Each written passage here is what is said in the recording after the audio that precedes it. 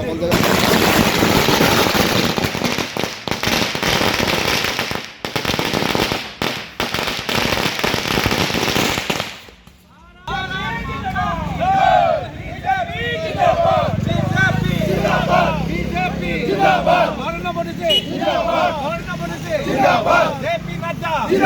Doctor Himanta विश्व शर्मा दिलीप सोइके भारत माता की Bharatiya Janata party दक्षिण কামৰূপ भारतीय जनता पार्टी नरेंद्र मोदी डाঙৰীয়া नरेंद्र मोदी এটা ডাঙৰ উপলব্ধি যে ভাৰতীয় জনতা পাৰ্টি আমাৰ দিল্লীত আমাৰ চৰকাৰ গঠন কৰিবলৈ গৈ আছে।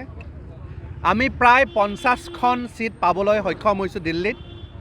আৰু যি কেজৰিৱাল ডাঙৰীয়াই বহুত লম্ফজম্প কথা কৈ আছিলে আম আদমি পাৰ্টিয়ে, তেওঁলোকে 20খনৰো কম আসন পাবলৈ তেওঁলোকে সক্ষম হৈছে। আৰু যি কংগ্ৰেছ এটা সময়ত দিল্লীত 3বাৰৰ শীলা দীক্ষিত ডাঙৰীয়ানী মুখ্যমন্ত্ৰী আছিলে, সেই দিল্লীত কংগ্ৰেছ শূন্য হৈ গৈছে।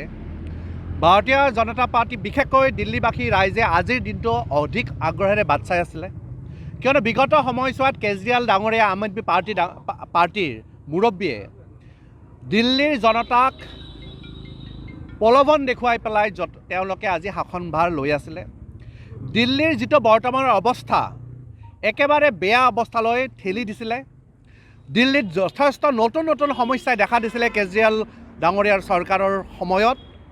আৰু দিল্লীৰ জনতাই দেখিছে যে দিল্লীৰ লগত লাগি থকা ৰাজ্য উত্তৰ প্ৰদেশ, দিল্লীৰ ওচৰতে থকা ৰাজ্য ৰাজস্থান, দিল্লীৰ ওচৰতে থকা ৰাজ্য মধ্যপ্ৰদেশ, এই য'ত যি ৰাজ্যত ভাৰতীয় জনতা পাৰ্টিৰ চৰকাৰ আছে, সেই ৰাজ্যবিলাকৰ মুখ্যমন্ত্ৰী মহোদয়সকলে যিদৰে ৰাইজক কথা দিছিলে সেইদৰে আখৰে আখৰে ৰাইজৰ কাম কৰিছে।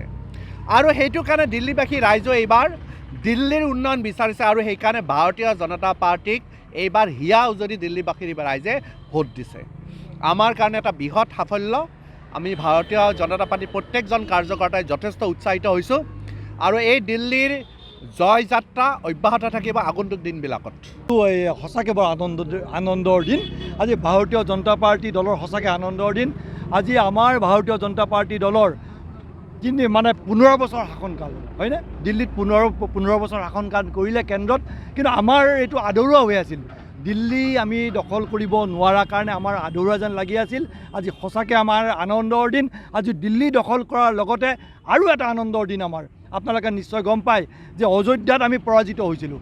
লোকসভা নিৰ্বাচনৰ সময়ত বিৰোধীয়ে জাত পাতৰ ৰাজনীতি কৰি ভাৰতীয় জনতা পাৰ্টি দলক পৰাজিত কৰিছিল। মানুহে খন্তেকীয়াভাৱে তেওঁলোকে ভাৰতীয় জনতা পাৰ্টিৰ বিৰুদ্ধে দুই এজনে ভোট দিছিল, কিন্তু বৰ্তমান ৰাইজে বুজি পাইছে যে ভাৰতীয় জনতা পাৰ্টি দলৰ বিকল্প নাই। সেইকাৰণে দিল্লীৰ লগতে অযোধ্যাত যি আমাৰ উপ নিৰ্বাচন হ'ল, সেই উপ নিৰ্বাচনটো ভাৰতীয় জনতা পাৰ্টি দলে আমি জয়লাভ কৰিছোঁ। আৰু আমি ইয়াৰ লগতে আমি অসমৰ মাননীয় মুখ্যমন্ত্ৰী ডক্টৰ হিমন্ত বিশ্ব শৰ্মাদেৱক ধন্যবাদ জনাব লাগিব। তেওঁ ষ্টাৰ কেম্পেইনাৰ হিচাপে দিল্লীত তেওঁ প্ৰচাৰ কৰিছিল। প্ৰচাৰ কৰাৰ কাৰণে তেখেতক আমি ধন্যবাদ জনাইছোঁ। আৰু আহি থকা আমাৰ এই পঞ্চায়ত নিৰ্বাচন বা আমাৰ বিধানসভা নিৰ্বাচনত আমি ভাৰতীয় জনতা পাৰ্টি দলে আমি 100খনতকৈ বেছি আসন পোৱাৰ যিটো লক্ষ্যত আমি এটা স্থিৰ কৰিছোঁ, সেই লক্ষ্যত উপনীত হোৱাৰ কাৰণে আমি প্ৰতিজন দলীয় কাৰ্যকৰ্তাই আমি বিধায়ক মহোদয়ৰ আমি পলাশবাৰী সমষ্টিৰে হওক, ইয়াতে আমাৰ বিধায়ক মহোদয় আছে, তেওঁৰ তৎপৰতাতে আমি আটায়ে দলটো শক্তিশালী কৰাৰ কাৰণে কাম কৰিম।